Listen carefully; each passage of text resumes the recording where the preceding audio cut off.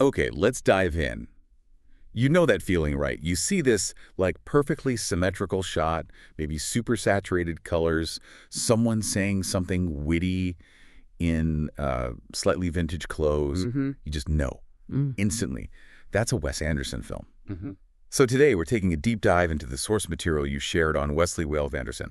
He's the filmmaker whose work is, well, it's so recognizable, it's practically its own brand. And that's the thing, isn't it? That recognizability is just the surface. It's catchy, sure, but our mission today is to get past just nodding along, oh yeah, that looks like Wes Anderson. Right. We're aiming to really synthesize his career, look at the whole arc, that unique visual language he developed, and crucially, the often really deep melancholic themes running underneath all that visual quirkiness. Yeah, the sadness behind the symmetry. Exactly. We want to help you understand why critics keep calling him an auteur. What does that actually mean in his case? It means someone who's got this incredible control over every little detail of the worlds he builds. That's the key, I think. The style, the look, the fonts, the perfect compositions. It's like the beautiful wrapping paper. But the themes inside the grief, loss of innocence, those messy, dysfunctional families, that's the real substance. Mm-hmm. His cinematic identity really revolves around those core ideas. Grief, losing that childhood innocence, and again, families that are either falling apart or trying desperately to piece themselves back together. And he wraps all that heavy stuff in this very specific visual style, this narrative approach, and gives it to these amazing ensemble casts he always gathers. And this isn't just, fan talk or a passing trend. His influence is real. We should point out 3 of his films, Moonrise Kingdom, The Royal Tenenbaums, and The Grand Budapest Hotel, they were all named in that big BBC Culture poll back in 2016. Oh, the greatest films since 2001. That's the one. Having 3 films on a list like that's a huge statement about his originality and, frankly, his staying power in modern cinema. So to really get where this incredibly controlled style comes from, we need to start at the beginning. And that beginning isn't some perfect miniature set. It's Texas. Right. Houston, Texas, Wesley Wales Anderson, born May 1st, 1969. And, the biographical details here, they feel really important for understanding the emotional architecture of his work, especially that recurring crisis point in almost all his stories, the fractured family. His parents divorced when he was 8. Exactly. And if you map that onto his films, think about the absentee father in The Royal Tenenbaums, or the brothers trying to reconnect on the train in the Darjeeling Limited. It almost always comes back to parents who are missing or who failed somehow. That early experience seems baked into the thematic DNA. Yeah, it really does. And his family background sounds pretty interesting, too. His mother, Texas Ann Anderson, great name, by the way, she was a realtor and an archaeologist. That's quite a combo. Right, and his father, Leonard Anderson, was in advertising and PR. So you've got this mix of selling things, communicating artistically, and digging up the past, which kind of sounds like his movies in a weird way. Yeah, maybe. He's middle of 3 boys. Older brother Mel's a physician. Younger brother, Eric Chase Anderson. He's a writer and artist. And his actual drawings and designs have shown up in the films, right? Like in Tenenbaums. Mm-hmm, that's right. So that idea of family collaboration, artistic collaboration, it seems like it was there from the start. It wasn't just something he imposed later. He definitely grew up in a creative space, it seems. He went to St. John's School in Houston, which famously became the setting for Max Fisher's world in Rushmore. Another example of him pulling his own past into these stylized cinematic worlds. And even as a kid, he was already making movies, silent films, using his dad's Super 8 camera, casting his brothers and friends. But here's something interesting from the sources. His first dream wasn't directing. He wanted to be a writer. Which is key, isn't it? Because his films feel so literary. They often have chapter headings, book covers worked into the design. That writerly sensibility is always there. So then he goes to college, University of Texas at Austin. And while he's there, he gets this very practical job working part-time as a cinema projectionist. Yeah, at Hogg Memorial Auditorium. So he's getting this hands-on technical feel for how films are actually shown, how they work mechanically while he's studying academically. And what he studied, I find this fascinating. He graduated in 91 with a BA, but his major wasn't film, it was philosophy. Right. And the sources mention one specific text he was really drawn to, The Meaning of Meaning by Ogden and Richards. Yeah, that's a deep cut. It's a really foundational work in semantics and semiotics. It basically digs into how language and symbols work, how they create meaning. It treats communication almost like a system, something you can analyze and, control. Okay, wait. So this isn't just some random course he took. If you're fascinated by how systems of meaning are built with language, maybe you get interested in how you can build systems of meaning visually. Precisely. That connects directly to his style, I think. We're not just talking about a director who likes things neat and tidy.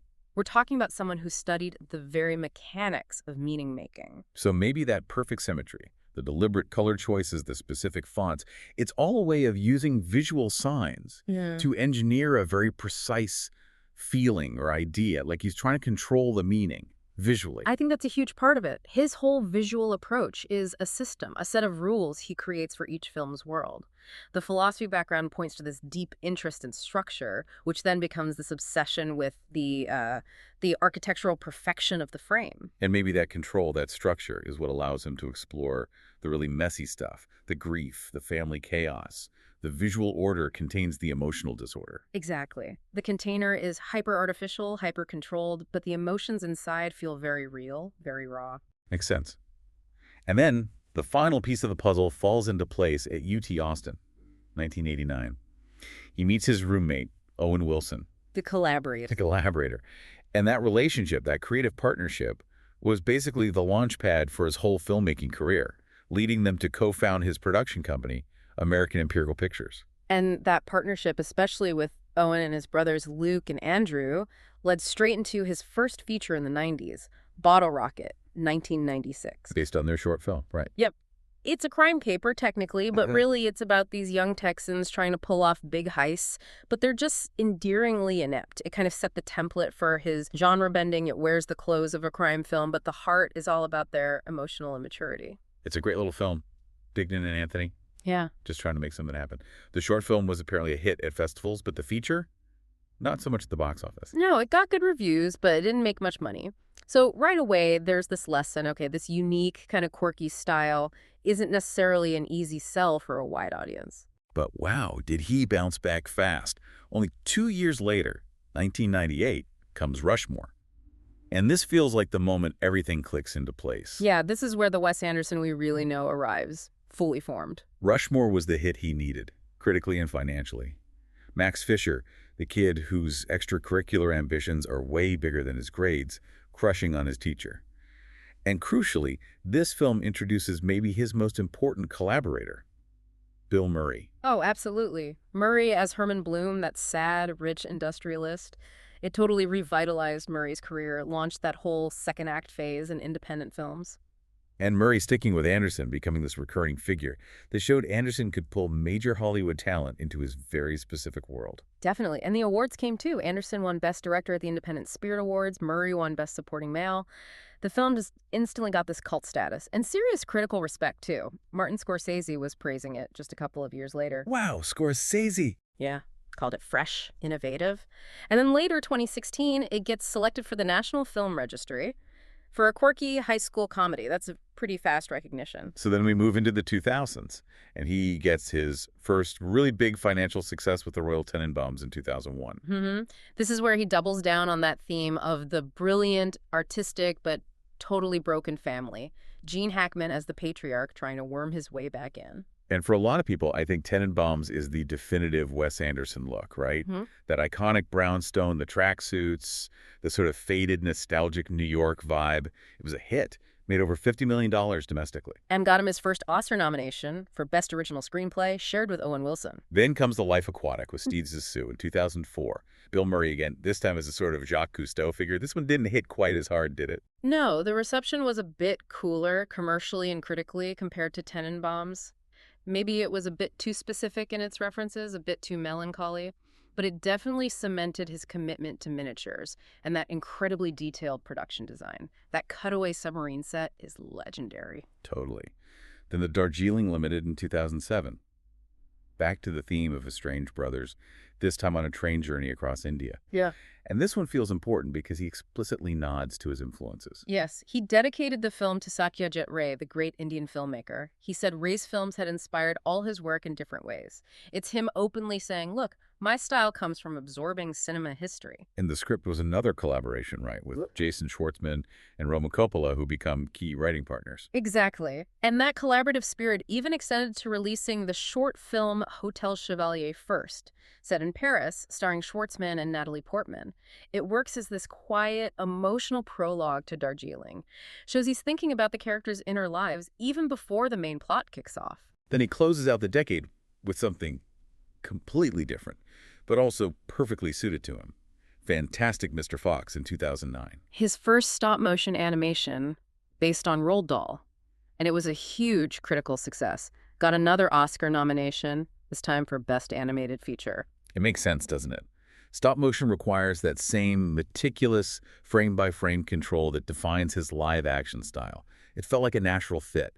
And he co-wrote that one with Noah Baumbach, another key collaborator. So as his career builds, all these stylistic choices, the look, the tone, the themes, they really harden into this unmistakable signature, which is why people call him an auteur, right? He leaves this unique fingerprint on everything. He's basically created his own little subgenre. Yeah, the auteur theory fits him perfectly. It's all about control, isn't it? And you mentioned Satyajit Ray, but the sources list other influences too. Pedro Almodovar apparently influenced Tenenbaums and American directors like Hal Ashby. He synthesizes a lot. But some of the most interesting influences are maybe the less obvious ones, like that 1964 Soviet comedy Welcome or No Trespassing. He cited that for camera work, storytelling, even the sense of whimsy. It shows he's pulling from all over, not just the usual suspects. Okay, so let's break down that visual vocabulary.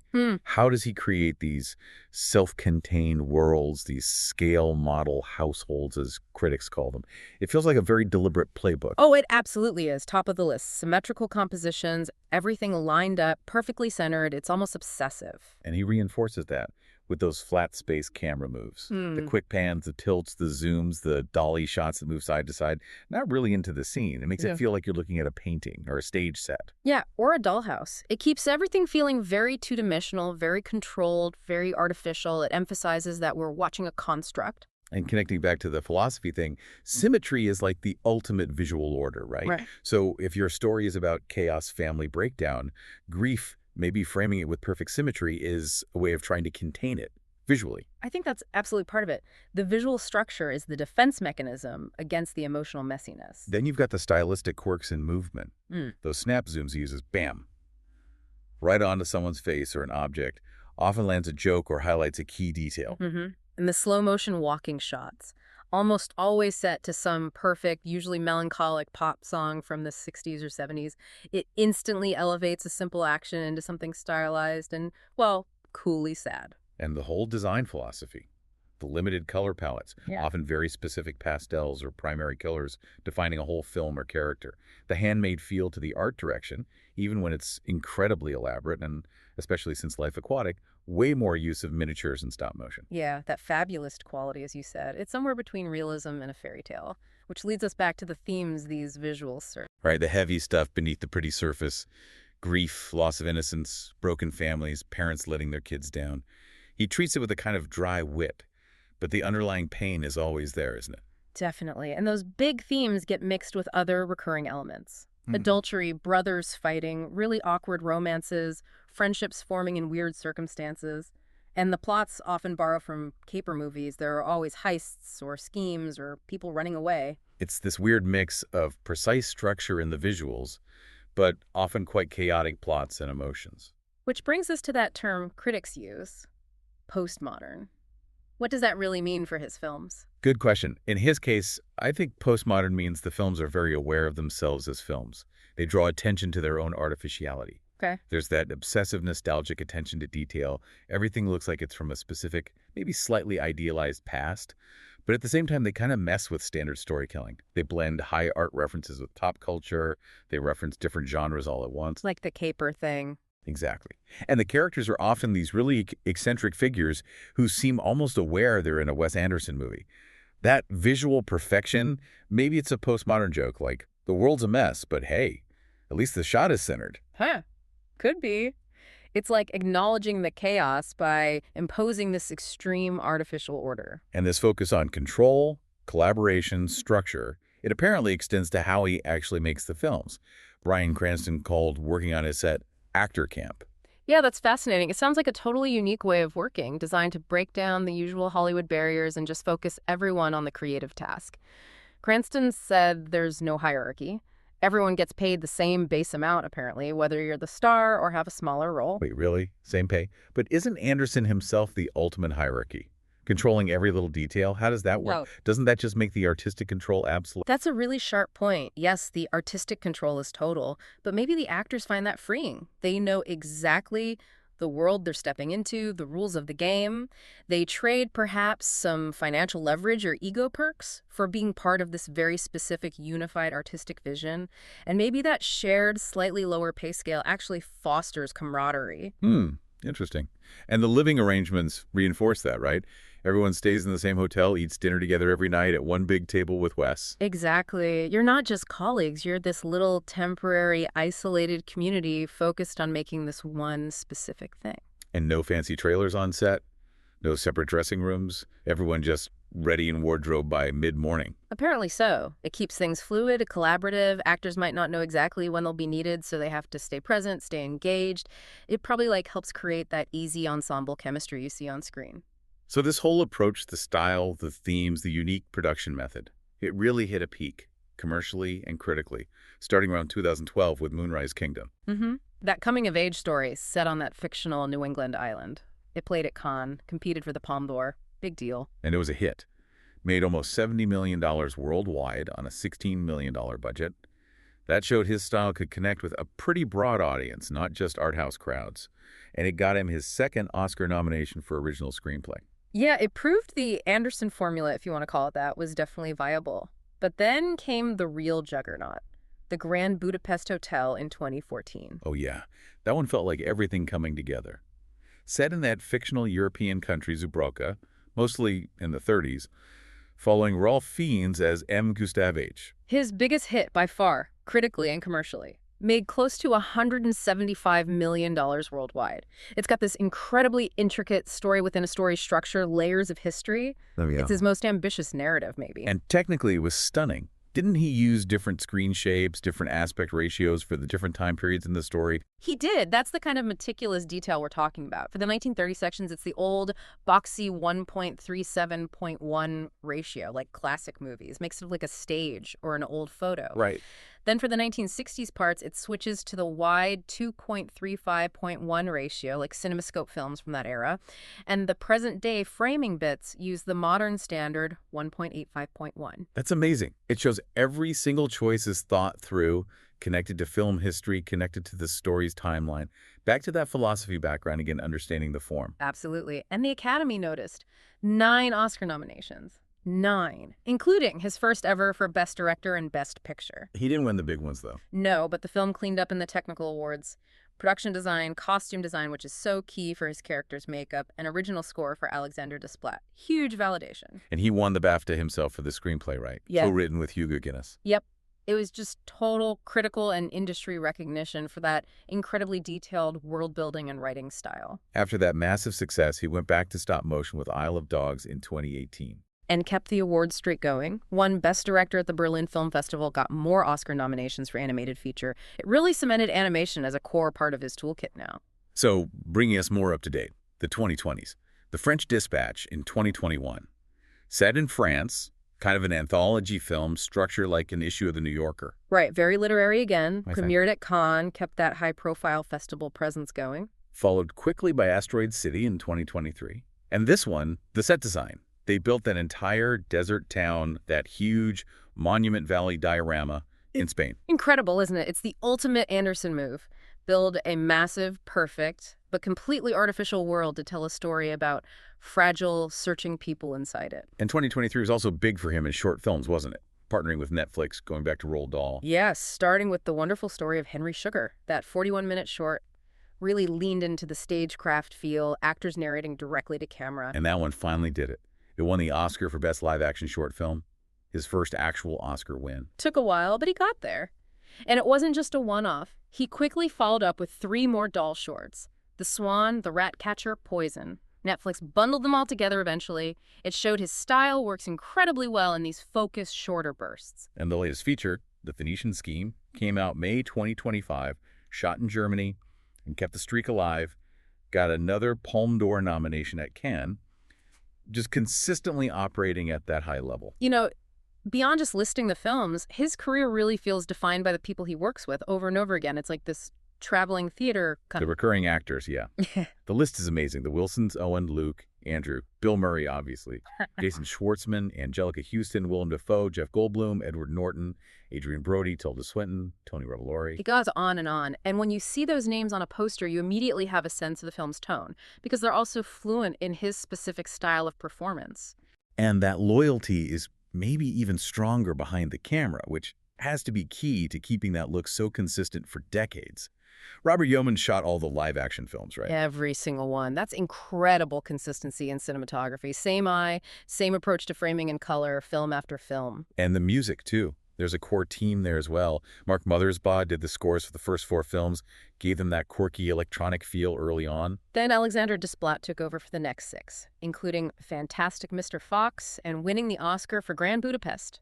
But the real constant, musically, seems to be the music supervisor, Randall Poster. He's been there since Rushmore. Ah, so Poster's the one curating those amazing soundtracks. The use of existing pop music. Largely, yes. Working closely with Anderson, of course. That heavy use of 60s and 70s pop is such a signature. Often, one artist practically defines the whole mood of a film. Yeah, like Cat Stevens in Rushmore. That sound is inseparable from Max Fisher's story, or Nico in the Royal Tenenbaums these days, playing when Margot gets off the bus. Perfect melancholic moment. Absolutely perfect. Or Life Aquatic being almost wall-to-wall David Bowie, including those amazing Portuguese covers by So Jorge. It just instantly tells you about Zissou's character, his era, his faded glamour. The Kinks, the Beach Boys, Hank Williams. He pulls from everywhere. The only real exception was Grand Budapest, right? Because it was set mostly in the 30s, the score was almost entirely Desplat's original music, less reliant on pop songs. Right. But usually those soundtrack choices are crucial, and they often have this effect of reintroducing older songs to new audiences. Like, how many people discover Jackson Browns these days because of Tenenbaums? Totally. He's like a cultural curator as much as the director. And because that style is so distinct, so curated, it's just become prime material for parodies and homages. It's everywhere. Oh, yeah. Saturday Night Live did that amazing fake trailer for a Wes Anderson horror movie, The Midnight Coterie of Sinister Intruders. Hilarious. That's spot on. Or animated shows like Family Guy doing a segment, or The Simpsons referencing Darjeeling Limited and the Tenenbaums family tree visual. It's even crossed over into actual design. Didn't he redesign the inside of a train carriage? He did. In 2021, the Pullman carriage Cygnus, he put his aesthetic onto a real functional space. That shows how strong and defined that visual identity is. And even other TV shows borrow it. The After Party had an episode that was a clear stylistic nod. Wow. It's really permeated the culture. Yeah. Before we wrap up, maybe a quick note on his personal life. Seems fitting, given his European aesthetic. Sure. He's in a relationship with Juman Malouf. She's a Lebanese writer, costume designer, voice actress. They have a daughter, Freya, born in 2016, and her godfather, Bill Murray, naturally. Of course. And Anderson himself has kept an apartment in Paris since 2005, which feels very aligned with his cinematic sensibilities. Okay, so let's try and pull this all together. We started with just, recognizing the look, the symmetry. But now, seeing how the biography, the family divorce, the early ambition to write, that philosophy degree, how it all feeds into this incredibly meticulous style. It feels like the visual control is there for a reason. It's there to frame, maybe even to cope with, the really raw, messy emotions he's dealing with. Those dysfunctional families, the grief, the searching characters. I think that's exactly right. His legacy is pretty secure now, isn't it? Key figure in American eccentric cinema, manages to be both critically adored and commercially successful, which is rare. Consistent award winner, especially for writing, and now even an Oscar winner for his short film work. He proves you can have total artistic control and still reach a wide audience. The genius seems to be in that contradiction, like you said. The films look like these perfect, pristine models. But the people inside are often falling apart or barely holding it together. Yeah. Which leaves us with a final thought, maybe something for you, the listener, to chew on. That meticulous visual control, the perfect symmetry. Is it just an artistic choice?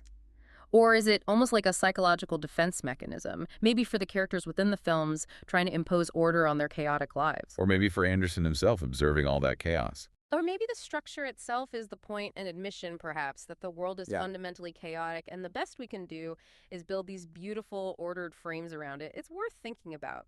And if you want to dig deeper, maybe check out some of the films he himself loves that aren't French.